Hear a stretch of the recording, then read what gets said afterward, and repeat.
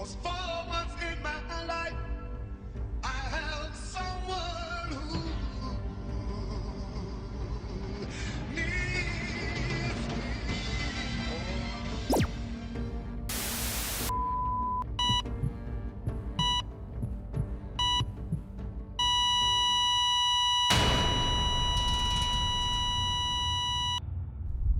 It is in the wee hours of the Saturday morning, roughly around 1 a.m. on August 18, 1973, passers-by come across an unknown man who seems to be either dead or in a critical condition in an alley near the corner of 14th and West Grand Boulevard.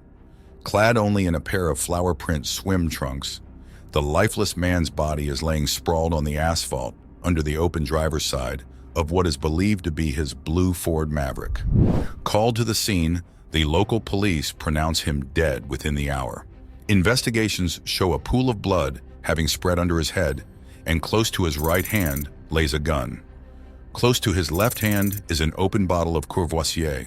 No ear or eyewitnesses come forward, but based on the preliminary findings, they conclude the death is self-inflicted. Running his driving license and with the help of the IDs found in a gold bag found in the auto's trunk, that man is the mighty Paul Williams of the Temptations. Did he really kill himself? Was it a mug gone wrong? Was he killed? By who and for what purpose? Did he have something on somebody? Was he threatening to run and tell? Or was he found chewing the forbidden fruit and the husband found him and hunted him down? Before we get into the untold details of that fateful night and the prior significant events that'll help solve the long unanswered puzzle, let's get to know how this gentleman came to be. This is all the best dance. Come on, Bobby.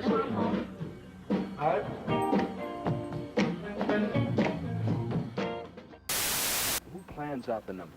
Well, Paul mostly starts it off. Now we take it from there. Where's Paul? Paul, are you a professional dancer? No. Who taught you to? Who is it who gives you the advice about you got to make the women want you? No, Paul. Yeah. Well, he had the same kind of background, even Yeah. though he was wise beyond his young years, you know. If the late, great Paul Williams had been here, I wouldn't be up here, but I just want to thank him for showing me my way when he was in the group. If it's love that you're running from, there's no hiding place. By the new year of 1964, the Temptations had recruited David Ruffin as their new fifth member, a move that marked the beginning of something special, the birth of the Classic Five. To make matters juicier, the legendary Smokey Robinson began working with them, and his love ballads were perfect for the group. They brought the best out of everyone. In 1964, The Way You Do the Things You Do shot them to fame, and from then, there was no looking back. It was hit after hit. The group's golden era had just begun. The Classic Five lineup went deeper than just their God-given vocals. They also complemented each other in every aspect with their unique personalities. In the group, Eddie was the spark plug with his one-of-a-kind falsetto. David Ruffin was the gasoline that kept the engine running with his energetic voice and performances. Melvin, with his playful character, was the glue. Otis, with his huge stature and excellent time management skills, served as the leader, always keeping the team on toes and in check. And finally, Paul Williams was the heart and soul of the group, and the dancer who always brought life and entertainment. The introduction of David Ruffin might have made the group invincible, and it was no doubt the future looked bright for them, but not for Paul Williams. Originally the main lead singer, Paul soon found himself playing third fiddle after David Ruffin played lead on the truck, My Girl. From then, David Ruffin and Eddie Kendricks began sharing the lead role. Frustrated, Paul complained to Smokey Robinson, the then group's main producer, who obliged by giving him lead vocals on Don't Look Back, 1965, before also taking lead on Just Another Lonely Night the same year. Even though over the years he would be on lead vocals on No More Water in the Well, 1967, a cover version of Hey Girl, originally by Freddie Scott, released in 1969, and Motown's first Grammy Award winner, Cloud 9, a song he shared lead with Dennis Edwards, who joined in 1968, his goose had already been cooked. It all began in 1965. The group had become a fan favorite, which meant they were booked all through the year. With this, it meant more money for them. Paul Williams was always known to be the most focused person in the group. In fact, it is said he was a strict teetotaler. They joke that he used to only drink milk.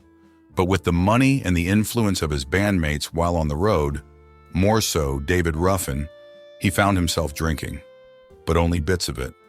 Alcohol might have not been a problem to him, but the girls were. His love for women was no secret. He loved them in plenty, just like the rest of the Motown artists. Even before he married his wife, it was evident that that was his shortcoming. And even though he was fully committed to his marriage and took good care of all his kids, his extramarital affairs were slowly but surely changing this. Him fiddling with Winnie Brown, a lady who was the hairstylist of various Motown acts, and the niece to Florence Ballard, marked the beginning of his marriage problems. Away from this, being dropped as lead singer wasn't the only problem he faced in the group. The introduction of Charlie Atkins to the group as their choreographer, a role that was so special and dear to him, made his importance in the group obsolete, pushing him to the trenches. Once seen as someone who could control his drinking, Paul quickly became a shadow of former self. As if this wasn't enough, he began experiencing health problems, believed to be stemming from sickle cell anemia. He would double his alcohol intake to numb the pain caused by the disease. Knowing very well that his role in the group was diminishing every single day, he had begun looking elsewhere. And this elsewhere is what had led him to Florence Ballard's niece, Winnie Brown. Winnie was the city girl who showed him things, dreams, and big plans. Paul, on the other hand, was a country boy who was beginning to learn the ways of the streets, and there was no better person than Winnie, who doubled up as a relative of his closest friend, Florence Ballard. Winnie's charm proved too much for Paul, and he found himself deeply entangled with her, prompting a breakup with Mary Agnes, his wife and the mother of his kids. He moved in with Winnie and ensured he traveled all over the country with her when on duty. In 1969, Paul Williams and Winnie opened the Celebrity House West, a celebrity fashion boutique in downtown Detroit. The business was not as successful as planned, and Williams soon found himself owing more than $80,000 in debts and not in taxes, as it has always been said. One thing that has never been mentioned is that Paul was a well-known humanitarian and used part of the money he was loaned to give away scholarships. Away from this, things got worse for him in the early 70s. His voice became so ravaged due to his respiratory illness and alcoholism, prompting the group to replace him with Richard Street, the then lead singer of fellow Motown act, The Monitors. In April 1971, Williams was finally persuaded to go see a doctor. The doctor found a spot on Williams's liver and advised him to retire from the group altogether, but they retained him on payroll, paying him a fifth of his usual salary. On top of this, right after his business went under in 1972, Winnie began cheating on him, adding to the pain and anguish. It looked like all was done and dusted for him, but a lifeline was thrown at him. Berry Gordy allowed him to record as a solo artist, perhaps hoping that if he had something like that to focus on and pump him up, he'd rebound and finally get himself together. There was no commitment, no promises, but for Paul it was good enough to begin writing songs with Eddie, who had also left the group, and go into the studio that spring with Motown producer Clay McMurray. He was clearly banking a lot on it, and his enthusiasm was a welcome relief. He even made an effort to lay off the booze and cigarettes, and even bought for his girlfriend a house on LaSalle. In early 1973, Paul Williams recorded 2 songs he and Eddie co-wrote, the Too Close to the Bone, Feel Like Giving Up, and Once You Had a Heart, which he intended as a potential B-side if Given Up was issued as a single. The tapes went to Motown, but the label refused to release them. These felt like the final nail in his coffin. He was really frustrated considering the label didn't want to release him off his contract to sign for another. He had paid out of his own pocket to record the songs and had cleaned up himself, determined to make a comeback after everything he had been through. It crushed him. With nothing to lose, he decided to bite back. He compiled account books with money he was owed by the label and decided to storm into the Motown office in a bid to get them to pay him.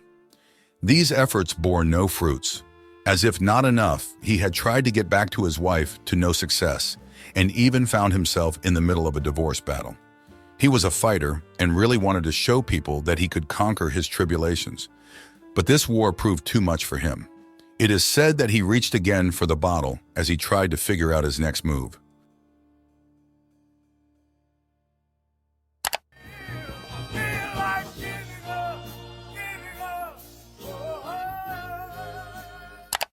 The events of that Friday night, August 17, 1973, the night of Paul's death, still remain unclear and will forever remain a mystery due to the numerous theories surrounding it and the contradicting accounts on what really happened.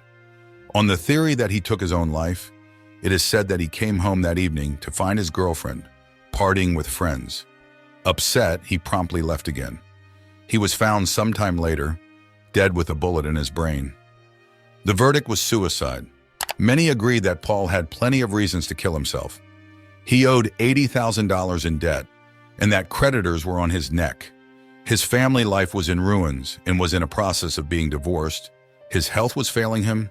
A boutique he had opened with Winnie had failed. He had drunk himself out of the Temptations and now considered himself a prisoner of Motown. While the circumstances surrounding Williams's death seemed to support the theory that it was self-inflicted, the police report from the crime scene and the investigation that followed did not.